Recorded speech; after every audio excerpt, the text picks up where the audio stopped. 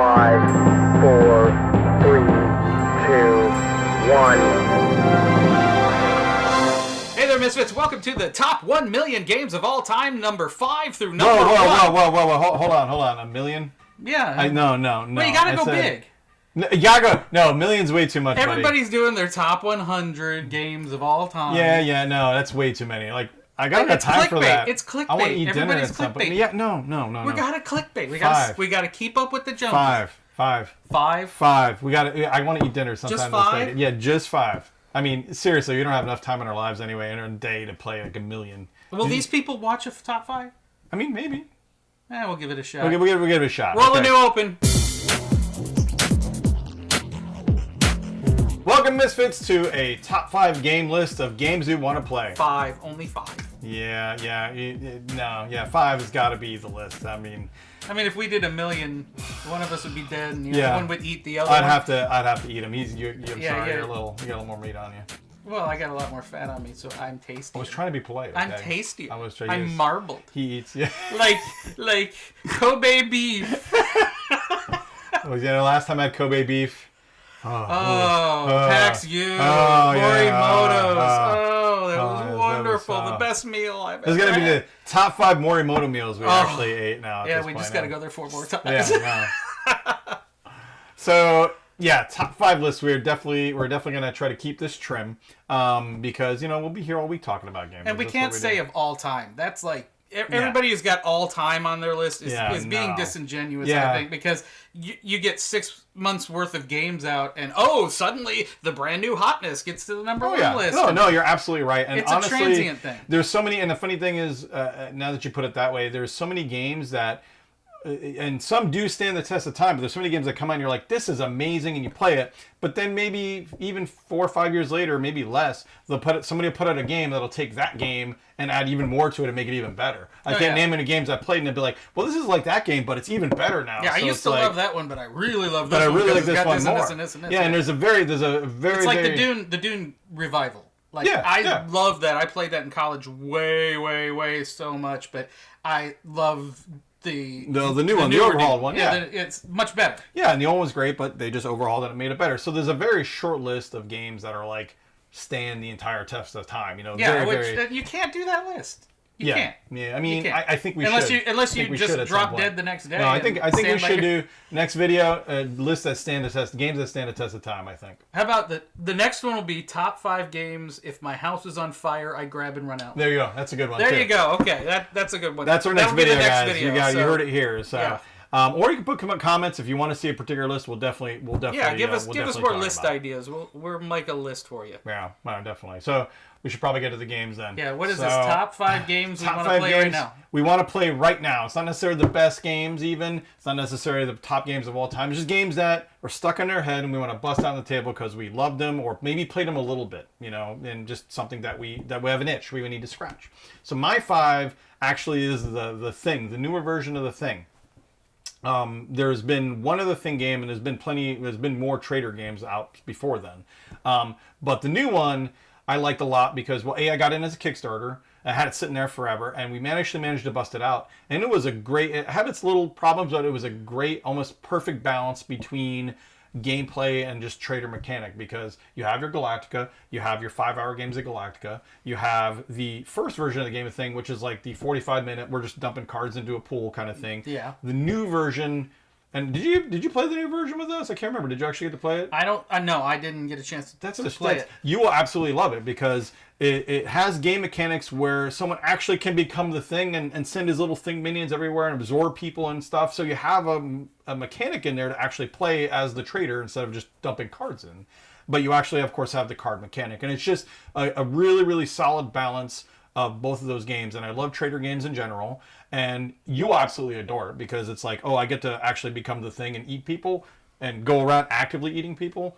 Yeah, I like the active eating. Yeah, you actually get you like the active. You will absolutely, especially you as an eater, right? You're a foodie or whatever. You will totally love it. I just thought you were talking about my cannibalistic. Yeah, I wasn't gonna try to bring that up.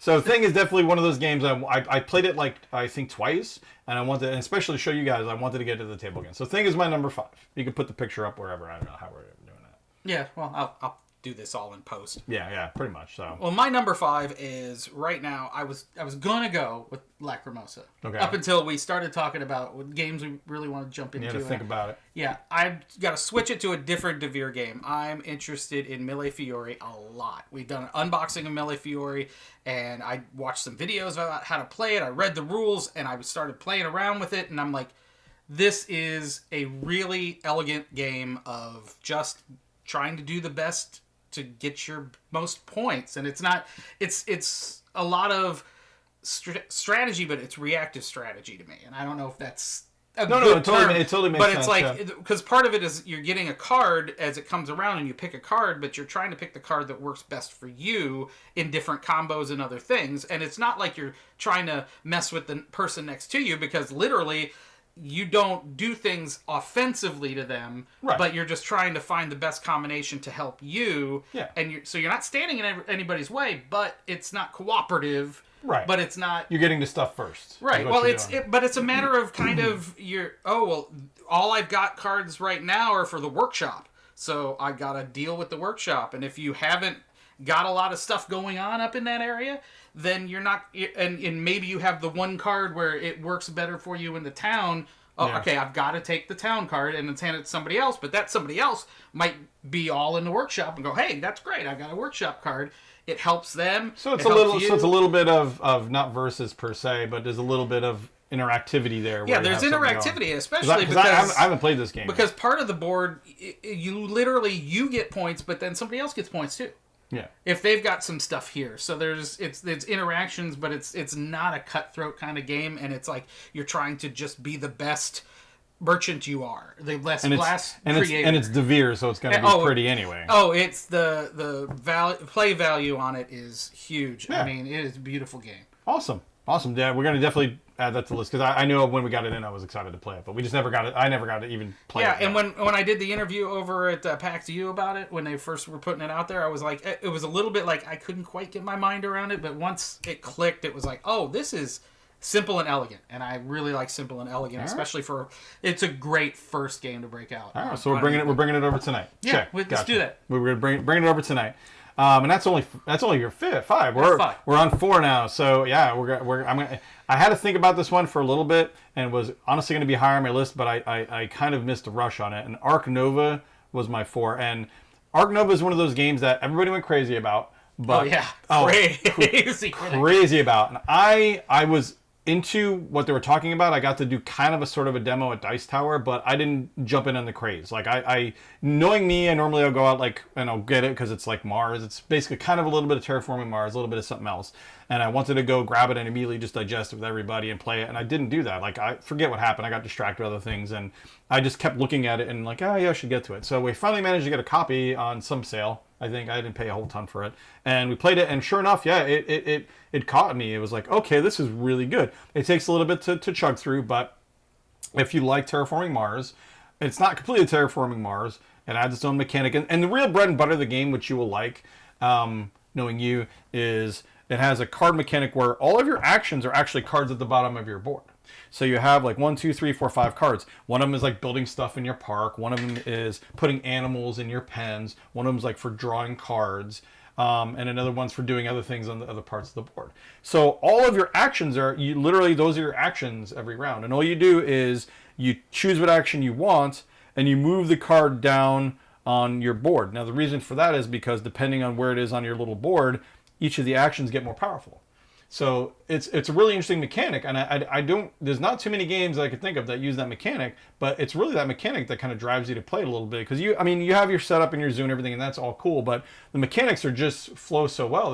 They're just fun, and it's like, so I'll say, hey, I want to build a 4 pen to hold elephants or something. Well, my pen building card is in slot 2, so I need to get it back at least this far back. So I got to do other actions to try to push it ahead. So you'll like not build your pen right away and try to, every time you do a different action though, it'll go down to the front and move the other one back. And so it's like it makes you play the game a little differently instead of just having a whole host of actions available and like, okay, I'll build a pen and pay whatever money.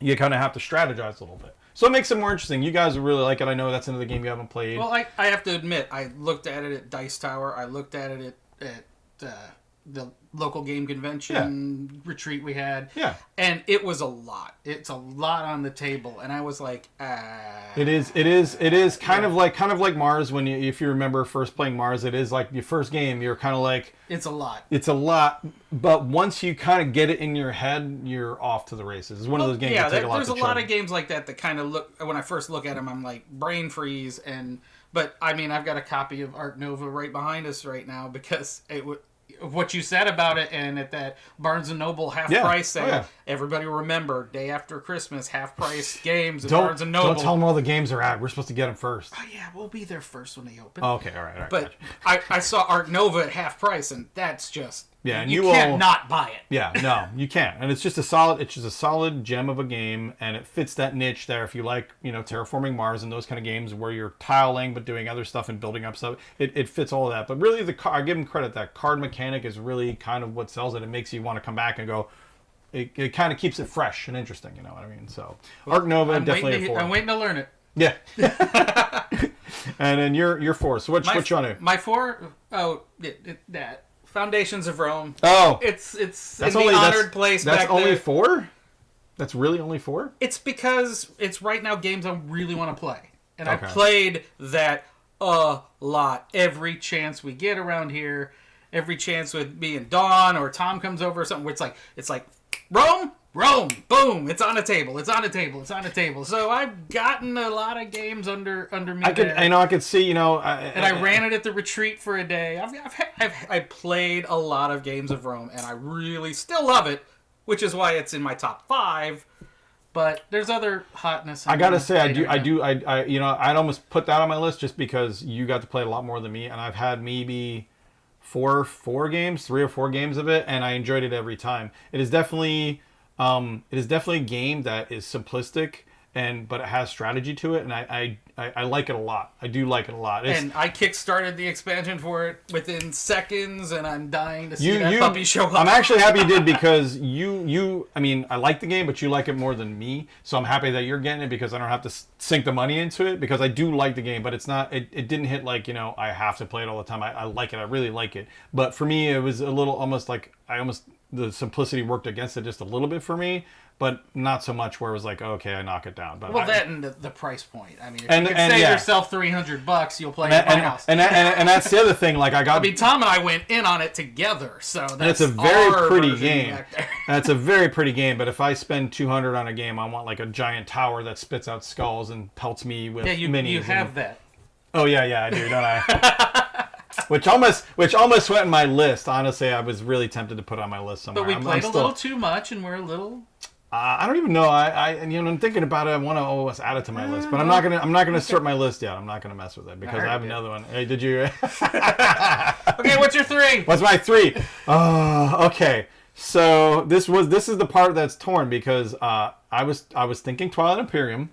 Because Twilight Imperium is... Imperium or Twilight Inscription. Sorry. Okay. Twilight Inscription, folks. Imperium's an entirely different game. Oh, yeah. Entirely different game. However, and it's tough because I was thinking Dark Tower, of course. And honestly, I'm going to go with Mind Management, honestly. Mind Management? I'm going to usurp Mind Management. Wait, that's not on your list. No, I know. I'm usurping my list. Oh. So... Are you being mind controlled? Yes, I am being Yeah, no, I love Twilight Inscription, and I want to play it. But we had a good session, and is our video up for this session or whatever? I don't know. We have two sessions up on live streaming. We played it on that thing, and I want to play it more. I just want to play it more. You not only took something out of your 3rd place and put Mind Management in, but if you look at my list to the right... Oh my God, you have Mind Management at number 3. All right, you know what? I'll go back to my original because you already got it in there. No. You said it. It's on tape. Oh no, it's on tape. Or not tape. But we can edit it. Yeah, no, I was gonna say wait. No, you're gonna have to stick to it. Okay, fine. You committed. You stick to it. It is Mind Management because I loved it. It was a great time, and it made me want to unwrap all the other things and see what happened as we went along. But it's one of those games that, for those who haven't played Mind Management, it is a hidden movement game. And hidden movement games I love, but they're not usually like super top my list. There have been some. Jaws is a really great one. I've really not been a fan of any hidden movement. Yeah, game I like them a lot, but they tend to be a little more simplistic or overly difficult, like Dracula. It's not to me. There was not a sweet spot. It was either too simplistic. Yeah. Or there's no way in hell I'm going to find you, right? And I'm going to have a bad time, right? And it's a tough thing to manage. So but mind management did. My mind management did, and I will say Jaws also kind of hit that spot, but it was a little more than the simple, but it hit a good spot. I did like the horror themed ones. The last Friday or whatever, but it was like a horror themed one where somebody's Jason. That one actually hit a really good spot. Cute. That one was very good. But mind management really hit that perfect balance of having mechanics in there. Having, so you had complexity to it where you had to think about things because, you basically move around the board and you're one agent trying to recruit all those people and you have certain landmarks on the board you have to go to. So it's kind of trying to define your path, although I think it's almost kind of a cheat where you can just literally just run off and call it a day. But regardless of which way you do it, you're always like, and it's always a nail biter. That's the thing about it. Every game always at the end, you're like, well, no matter what happens, I could lose in this next round. And that happened. We played Tom that one session we did with Tom 3 where he was free and clear. Yeah, and we just lucked into being. We just lucked into bam. We got and it's a desperation thing. It's like at the end, it's like every game is a Hail Mary if you're trying to find the guy, and we just happened to pick the right spot, which made no sense. But it's like made little sense, but not. I was like, come on. By the end, you get a general idea of where they're at. But there's so many squares, it's still like a And literally, it's he's either over here on the board or he's over here on the board, and it's like, and we didn't have people who were close enough. Like the one where we found you. Yeah. It was a fluke.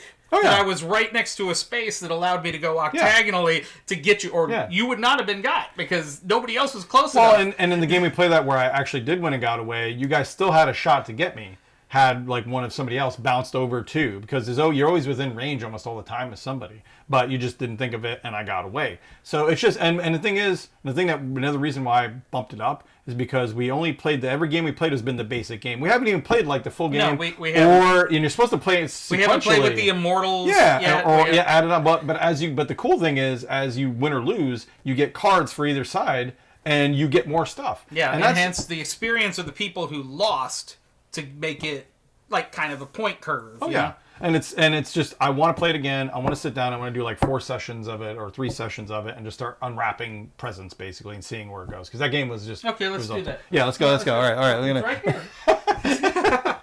So now that I've usurped mine, it's your turn. Yeah, because that's my 3. So I'm gonna go with 2, and maybe I'll usurp you. How do you say that? I'm asking you pronunciation questions. Yeah, sure. My number 2. No, you gotta do a 3. You took my 3.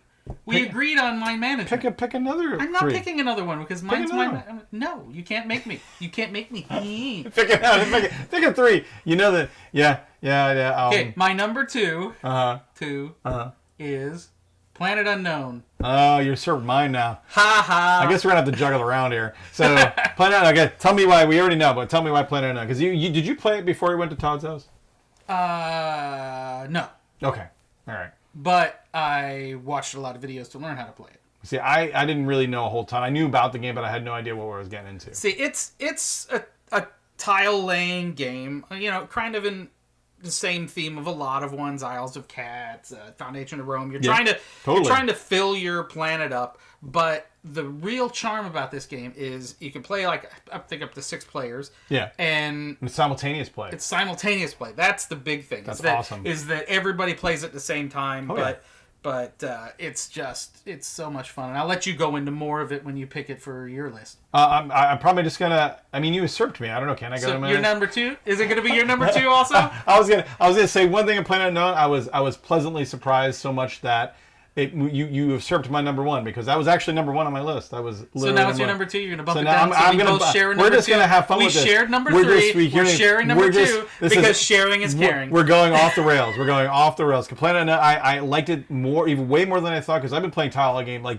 I think you're kind of newer to tile playing games. You haven't really played a lot of them. I didn't have a lot of them. But I've been playing A Feast to Odin and all these games that have been around for a while, and I love them. I mean, like Tiny Towns. You introduced me to Tiny Towns. All that stuff. That's not even really serious tiling. That's like little. That's like grade schooler tiling. Yeah, that's a gateway. It's a gateway drug.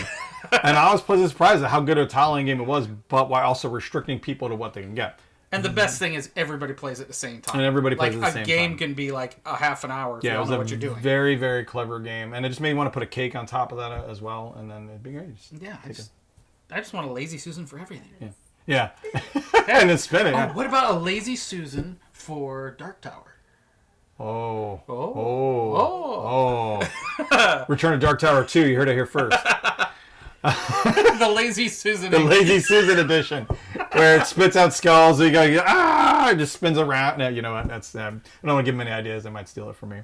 So now, I'm gonna have to. You know what? I'll move. Well, I'm gonna move it up anyway. So I'll talk about it. Twilight Inscription. I'll just move it up and take it. Didn't you already talk about Twilight Inscription? I already talked about Twilight Inscription. That was your number 4. But I usurped it with my management, and we're playing fast and loose anyway. So okay. So we're just gonna go. Okay. So Twilight Inscription is number 2 now. Your number 2. My number 2 is Twilight Inscription. Yes. Because you already took my plan on it. Everybody knows I love it, so it's just going to be on. Yeah. So you have usurped my 3. Yeah. I have usurped your. My 1. That was my 1. But you knocked it down to 2. Yeah. So we're on number 1 now. Are we on number 1? I think so. Yeah, we'll go with number 1. Sure. We're very organized here at Misfit Headquarters, just FYI. We're super organized here. But we're having fun, so that's all that really matters. I mean, we're having a good time. So, and we just need liquor next time, I think, maybe. For you. Who hasn't been drinking? You. Me. Sadly, me. I'm going to go straight to number 1, and it's going to bounce it up a little bit, actually. It's not going to be Twilight Inscription as much as I want that on my list right now, and it's largely because me and the wife are having a great time with it. And I was pleasantly surprised. I picked up Descent Legends of the Dark. It's by Fantasy Flight Games, which some people hate or love or whatever. I've always loved Fantasy Flight Games. They put out some amazing stuff over the years. They're kind of a bastion. They've taken a ton of my money. They have a bastion of good games. And they put out Descent Legends of the Dark, and I kind of wanted it, but I didn't want to pay the high price for it. So I managed to wiggle into a sale at some point, as everybody always does. And I got it for a really, really good price. And it sat on my shelf. And I'm like, it's a Descent game. And if you've played Imperial Assault, this is the one that's like Imperial Assault. Kind of, sort of. Okay. Hear me out. I love Imperial Assault. Hear me out. Yeah. So, and this doesn't really replace them. It does its own thing. So, if you have the old Descent, or the second edition Descent and Imperial Assault, it's its own thing, where they kind of have the tiles, 100 tiles, and you're putting them up, and you have your app, and they add an app. This builds it from the ground up with an app. And some people criticize for that, but it adds so much more to the game, because basically it's kind of a mixture of those games with a little bit of hero quests, where you have boards that you build. Like, you really put together all these boards, circa almost 1990s a little bit. You have all these cardboard pieces you actually assemble, and I remember Amanda building it. So you actually build boards with 3D terrain on it as you 3D terrain? Yeah, 3D terrain as you build it. So you go in, and the app also handles everything for you. It tells you the story. It has your characters that talk and everything. You make decisions in the app. You have crafting in the app as you go through the boards. Crafting too. You have crafting, yeah. You go through, you find stuff, and then you craft your equipment, and then you add like specialties to all your equipment and your skills. And then not only that, it has unlockables like in a video game almost, where if you do specific things, like if you do, I attack 5 times with a sword, you'll unlock a specialty for that sword, or you'll unlock a special crafting recipe. And then you're playing that kind of against the app, so you don't have to worry about somebody running the game. Yeah, no, and it's handled better than those other apps. I mean, I will say, because the other ones have like an AI.